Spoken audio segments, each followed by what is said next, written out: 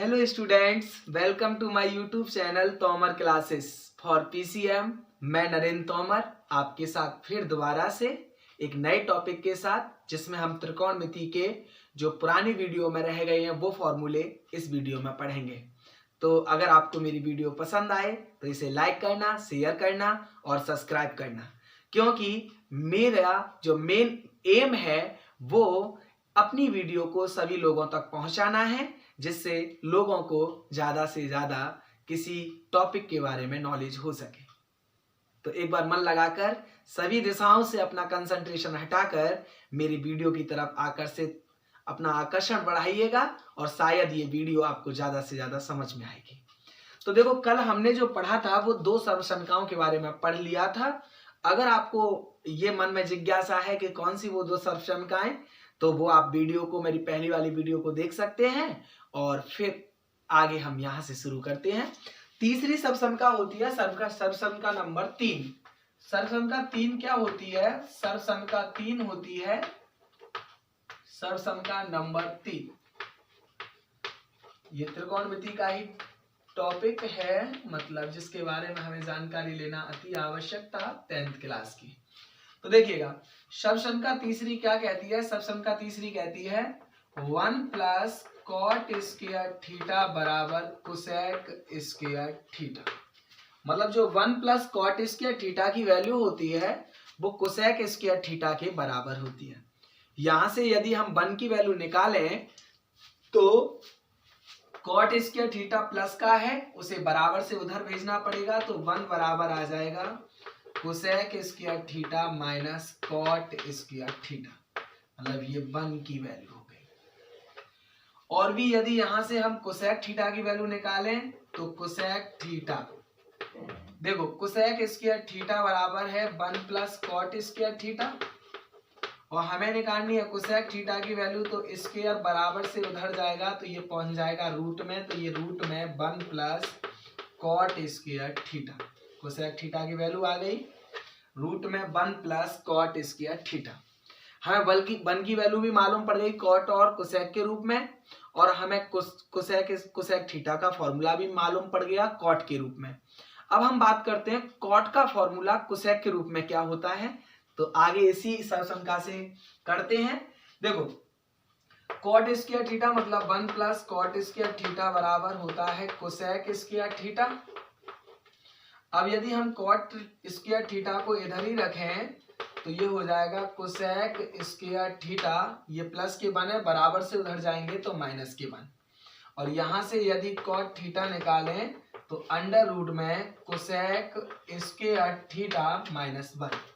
मतलब जब कोई स्क्वायर बराबर से उधर जाता है तो वो रूट में जाता है, तो रूट लग गया और बाकी यही जो लिखा था वही लिख दिया। तो आपको यहाँ पर 3 फॉर्मूला और भी मिल चुके हैं, जो आपकी त्रिकोणमिति की एक्सरसाइजों में आपकी त्रिकोणमिति को और भी ज्यादा सरल और सुगम बना देंगे। आगे बात करते हैं, अगला त्रिकोणमिति मान की बात कर सकते हैं, और उससे पहले हम एक आपको जानकारी दे दें। इसमें हमें क्या करना पड़ेगा, कभी कभी अंश को पाई में कन्वर्ट करना पड़ेगा और कभी कभी पाई को अंश में कन्वर्ट करना पड़ेगा। मतलब अंश में, जब हमें अंश को पाई में कन्वर्ट करना होता है, मतलब जो अंश हमें दे रखा है उसको अगर हमें पाई में कन्वर्ट करना है तो हमें पाई अपॉन 180 की गुणा कर देनी होती है। तो अगर हमें अंश को पाई में कन्वर्ट करना हो तो गुणा करनी होगी पाई अपॉन 180 की। और यदि हमें पाई को अंश में कन्वर्ट करना हो तो पाई बराबर 180 रखना होगा। पाई बराबर 180 रखना होगा। जैसे कोई हमसे कह दे कि 60 अंश को पाई में कन्वर्ट कीजिएगा, मतलब आपको पाई में कन्वर्ट करना है, तो 60 अंश को पाई में कैसे कन्वर्ट करेंगे ये चीज आपको इसके जरिया समझनी है। 60 अंश है, 60 अंश को पाई में कन्वर्ट करना है, तो अंश को जब पाई में कन्वर्ट करते हैं तो गुणा करनी होगी पाई अपॉन 180 की, मतलब इसमें पाई अपॉन 180 की गुणा कर दीजिएगा। तो पाई 60 से 180 कट जाएंगे 3 बार, तो आंसर आ जाएगा π/3। यहां तक आपको समझ में आ चुका होगा। और यदि हमारे पास में कोई अंश मतलब पाई है उसको अंश में कन्वर्ट करना है, जैसे हमारे पास में 2π है, इसको हमें कन्वर्ट करना है अंश में। अंश मतलब अंश। जब हमें अंश में कन्वर्ट करना होता है तो पाई की जगह पे 180 रख देते हैं, तो 2π मतलब 2 गुणा 180। जब 2 की गुणा 180 में करेंगे तो ये हो जाएगा 360। तो इसका मतलब जब पाई को हमें अंश में कन्वर्ट करना होता है तो हमें गुणा करनी पड़ती है 180 की, जिससे जो हमारा पाई है वो अंश में कन्वर्ट हो जाता है। आई होप आपको यहाँ तक समझ में आया होगा। अगर आपको ये समझ में आया है तो आप इसका स्क्रीनशॉट ले लीजिएगा और उसे और ज्यादा समझने का प्रयास करिएगा और आगे फिर समझाते हैं।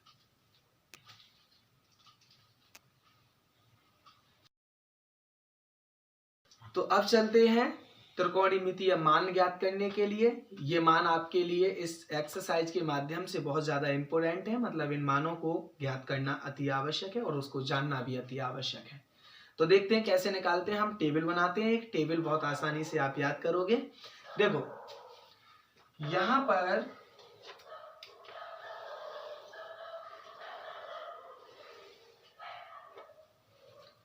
ये हमारे पास में यहां होता है sign, cos, ten, cot,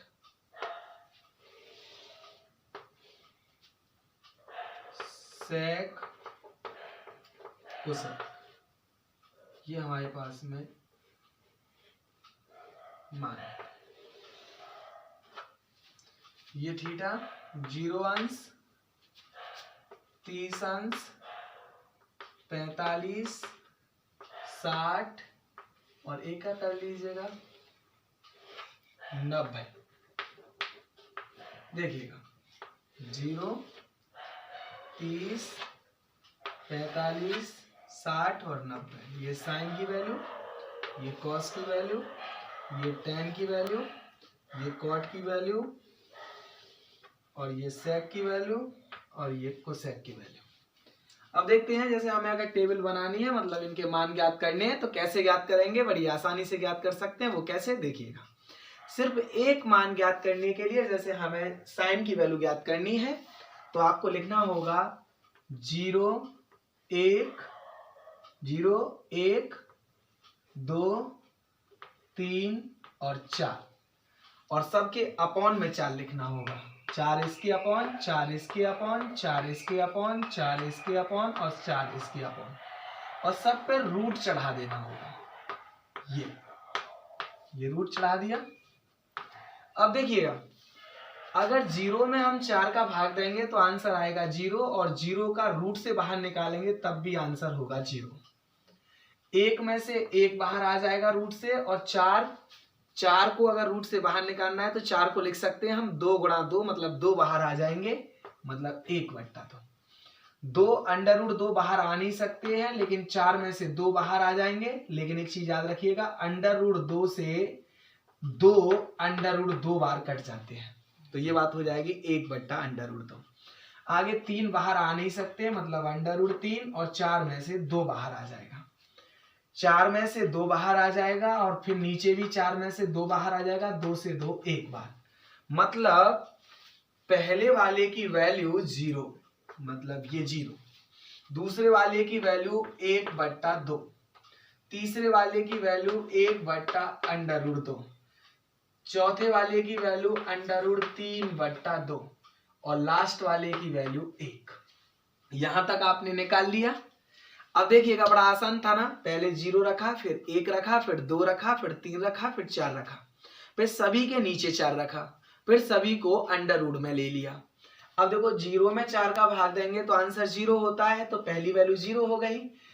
under root में से 1 बाहर आ जाएगा, 4 में से 2 तो 1/2, 30 की वैल्यू हो गई। 2 और 4 तो ऊपर से अंडर√2 रहेगा, नीचे 4 में से 2 बाहर आ जाएगा। अंडर√2 से 2 अंडर√2 बार कट जाएंगे, तो 1/√2 45 की वैल्यू हो गई। अंडर√3 में से अंडर√3 वही रहेगा, लेकिन 4 में से 2 बाहर आ जाएंगे, तो अंडर√3/2 60 की वैल्यू हो गई। 4 में 4 का भाग दिया तो एक बार, 1 का रूट 1 ही होता है, तो इसका मतलब 90 की वैल्यू 1 हो गई। अब हमें निकालनी है कॉस की वैल्यू, तो इसको उल्टा कर दीजिएगा, जो पीछे उसे आगे लिखो 1/√3/2 और ये 1/√2 और ये 1/2 और ये 0। मतलब पहली वैल्यू जो निकाली है वो और कॉस की वैल्यू निकालते हैं तो इनको उल्टा कर देते हैं, मतलब जो पीछे वाली वैल्यू है उन्हें आगे से शुरू कर देते हैं।